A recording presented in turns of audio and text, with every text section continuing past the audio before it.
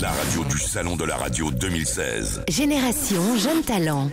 Bonsoir Cécilia. Bonsoir. Si tu peux te présenter en quelques mots pour le jury. Alors je m'appelle Cécilia Verder, j'ai 26 ans, je suis originaire de Bretagne, je suis chroniqueuse chez France Info depuis le mois d'août. Et en fait j'ai la chance tous les samedis de pouvoir partager un peu mon expérience de sportif. Et en fait j'essaye de prouver qu'on est tous des sportifs de haut niveau. Ça veut dire qu'on est tous sujets au stress. On a tous des fois un peu de mal à s'endormir avant un examen ou avant un quelconque événement un peu stressant. Et en fait, pourquoi je peux avoir un petit peu de légitimité de parler de ça, c'est parce qu'à côté, je suis en équipe de France d'escrime.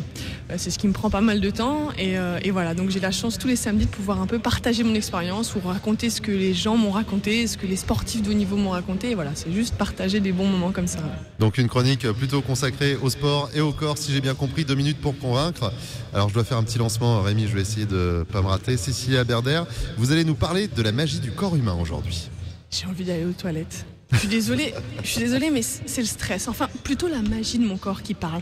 Parce que oui, face à la pression, vous l'avez sûrement remarqué, notre corps nous demande d'aller aux toilettes bien plus souvent. En fait, il veut, en lâchant un peu de lait, se sentir plus réactif pour le combat qui l'attend et aussi plus léger si jamais ça se passe mal et qu'il est temps de fuir. Bon, si certains doutent de la magie du corps humain malgré cet argument imparable, imaginez. On possède une armée de 640 muscles et il rentre en action exactement quand on le désire et il s'harmonise avec nos 206 os. Autre argument, notre cerveau possède 100 milliards de neurones. Alors pour les plus geeks d'entre nous, c'est quand même l'équivalent de 100 000 gigaoctets. Bref, au-delà de ces chiffres, notre corps peut supporter quasiment toutes les températures. Il encaisse nos nuits blanches, nos chutes, notre stress, la malbouffe, les pantalons trop serrés, les talons compensés et même les plus grosses courbatures après une séance de sport un peu brutale. Parce que oui, notre corps se répare tout seul.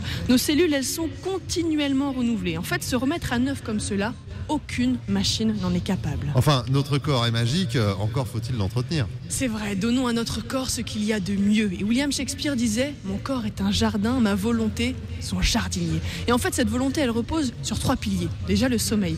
On doit dormir entre 7h et 9h, c'est l'idéal. Ensuite, l'alimentation. Alors, elle doit être variée, équilibrée, mais surtout, faisons-nous plaisir quand on mange. Et enfin, le 3e pilier, eh bien, c'est l'activité physique, parce que ça sécrète de l'endorphine. C'est une sensation de bien-être et de relaxation.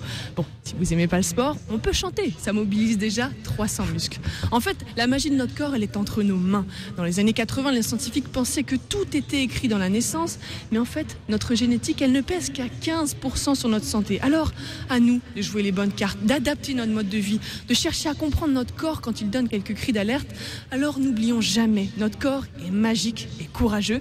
Et à l'heure du débat sur les 35 heures, pensons à notre muscle le plus actif, notre cœur, qui lui travaille 7 jours sur 7, 24 heures sur 24 et si possible pendant plus de 100 ans. On peut l'applaudir, Cécilia Verder de France Info.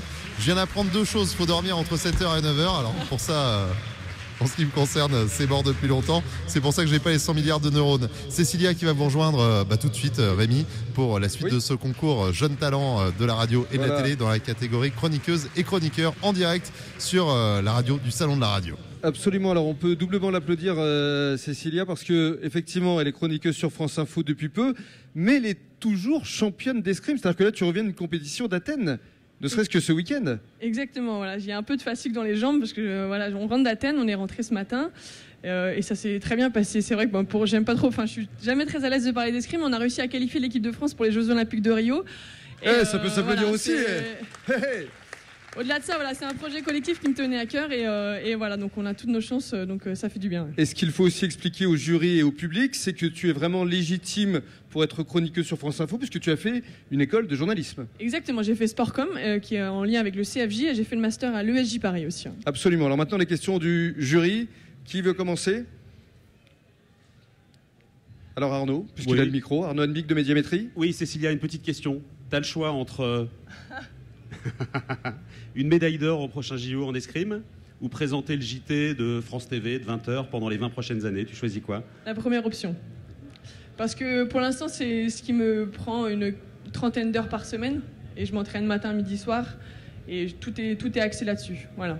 Mais je vous dis pas, dans 10 ans, reposez-moi la question. Là, je suis en pleine bourre, donc évidemment, ce sera le sport. Ouais. Patrice Gascoigne, TV Mag. Bravo Cécilia pour tous les deux parcours. Là, tu t'exprimes sur une thématique un peu sport, en chronique radio. Est-ce que tu penses que tu peux aller vers d'autres terrains, sur d'autres thématiques ? J'adore tous les autres médias et c'est ça qui me fait plaisir parce qu'au début on se dit la sportive elle sait parler que de sport et c'est hyper intéressant justement d'aller dans des débats politiques, d'aller voir l'actualité, d'aller voir la culture. J'aime beaucoup la culture, tout ce qui est théâtre.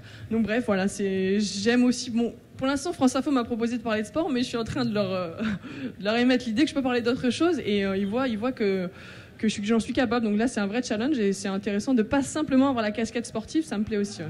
Il y a du potentiel. Marc Choquet, une dernière question. Oui, quelle a été votre réaction quand on vous a appelé pour vous dire voilà, vous allez être finaliste et être avec nous ce soir ? Est-ce que vous avez la même sensation que quand vous avez votre première discipline ou pas du tout ? Alors, première sensation, une grande fierté. Donc déjà de représenter France Info aussi, c'était une vraie chance. Deuxième option, c'était quand est-ce que c'est ? Parce que j'espère pouvoir être dispo. Ok, c'est le lundi soir, c'est bon, je serai là.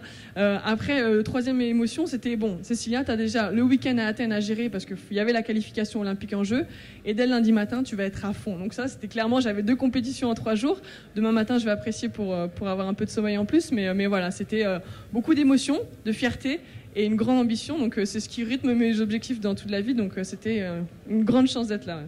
Bravo à vous. Bravo, merci beaucoup. Vous écoutez la radio du Salon de la Radio 2016. Avec A2PRL, Open Radio, Maxillaire, Lesvoix.fr et Broadcast Associés.